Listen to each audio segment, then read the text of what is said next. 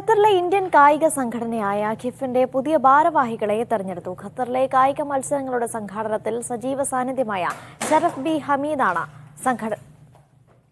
President. ഖത്തറിലെ Indian കമ്മ്യൂണിറ്റിയുടെ football ആവേശത്തെ സജീവമാക്കി നിർത്തുന്നതിൽ സുപ്രധാന പങ്കുവഹിക്കുന്ന സംഘടനയാണ് ഖിഫ് അഥവാ Qatar Indian football forum.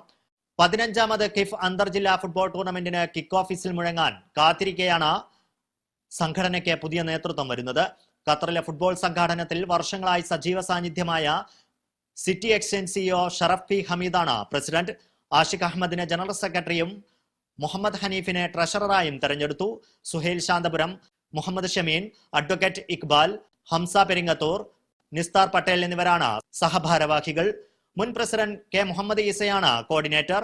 ഒക്ടോബറിലാണ് QIF അന്തർജില്ലാ ഫുട്ബോൾ ടൂർണമെന്റ് നടക്കുന്നത്. കേരളത്തിലെ എല്ലാ ജില്ലകളിൽ നിന്നുമുള്ള ടീമുകളെയും ടൂർണമെന്റിൽ പങ്കെടുപ്പിക്കാൻ ശ്രമിക്കുമെന്ന് ഭാരവാഹികൾ അറിയിച്ചു. Media 1 Doha.